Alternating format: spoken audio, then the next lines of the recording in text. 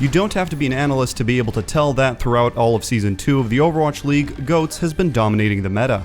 With GOATS experts like the Vancouver Titans and the San Francisco Shock steamrolling through the first two stages, it was hard to expect anything different heading into Stage 3. And yet there was one team that went against the status quo and fought against the tide of the meta and their own demons to become champions. That team was the Shanghai Dragons. Despite the dominance of GOATS, Shanghai Dragons opted to play around the Far Mercy combo instead. Even though it has been a popular strategy for most of Overwatch's history, it fell out of favor in the past due to the GOATS composition ease of staying on point, with Pharah having issues pushing them off. This was thanks to the naturally high health of the tanks and the amount of healing being provided by the supports as well. Despite this, the Dragons have been able to play around the Far Mercy combo piloted by Koma and Ding to near perfection, as they took out some of the top GOATS teams in the Overwatch League. Their solution to dealing with GOATS? For the Dragons, they used Widowmaker and Sombra to support the barrage of the Far Mercy combo that led them to the Stage 3 title. From the huge EMPs by Sombra to the amazing snipes with Widowmaker by DM, the Dragons showed that the meta is merely a suggestion and we're going to win their way. The go-to pairing with Far Mercy for the Dragons was placing DM on Widowmaker, a hero that he has dominated on throughout the stage. That dominance continued throughout the playoffs as DM continued to make key picks, allowing Ding to push through and melt the remaining players. This was best seen on Numbani against the Vancouver Titans. As the Dragons push ahead towards the point, DM is able to make his way onto the high ground thanks to support from Ding on Pharah and Gamsu on Wrecking Ball, who force Bumper's Winston off. With DM taking up the opposite high ground from where Vancouver are, and only Bumper being able to force him off, it's a simple matter for Luffy on Ana to simply splash Bumper with a biotic grenade whenever he tries to jump up, and force him to back away. It's only a matter of time before DM lands a headshot. Stitch on Sombra and Slime on Lucio attempt to help Bumper out, but there simply isn't enough damage for the dive to be successful.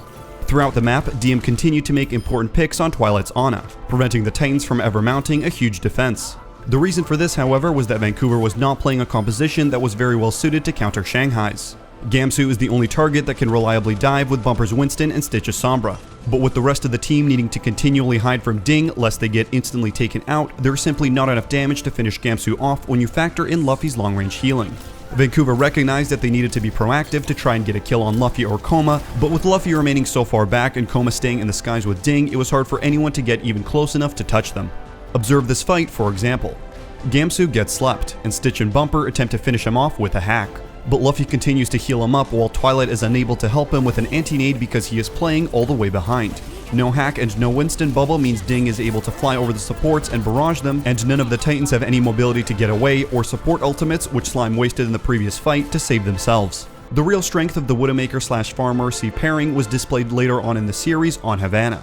Right at the start of the round, the Dragons set up a powerful crossfire setup on defense.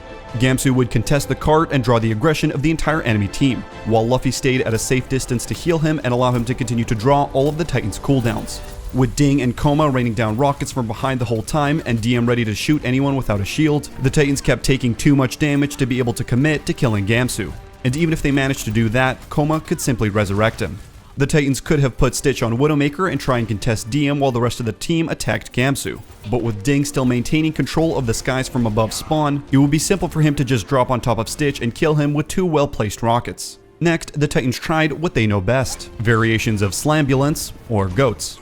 The idea was to run over Gamsu with their superior speed due to Lucio and damage from the tanks. But every time Bumper or Haxel dropped their shield to swing, they would instantly receive headshots from DM.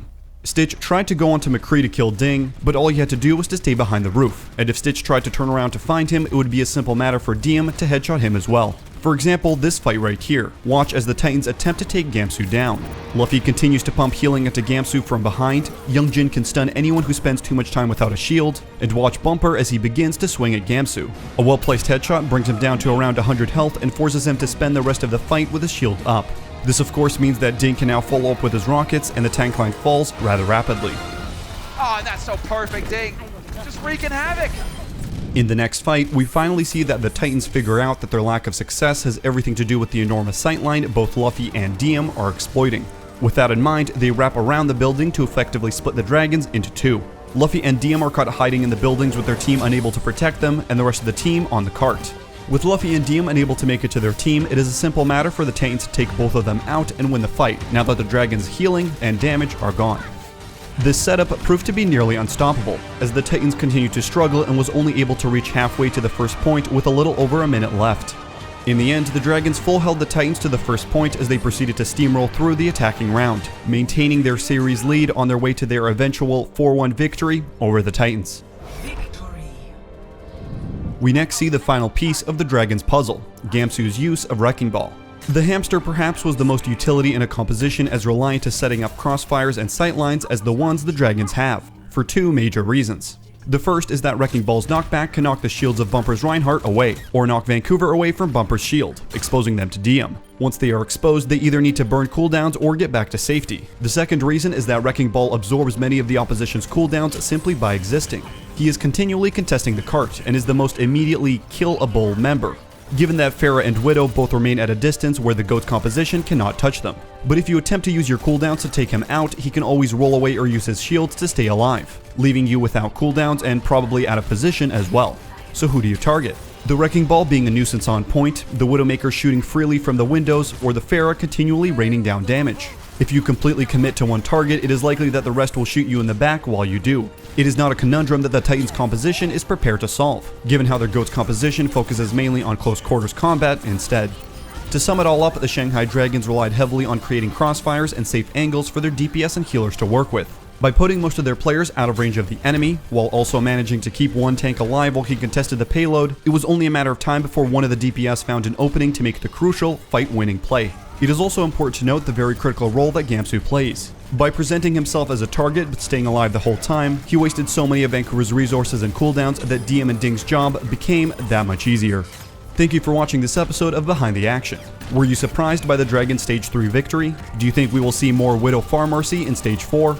Let us know in our Discord server or the comments below.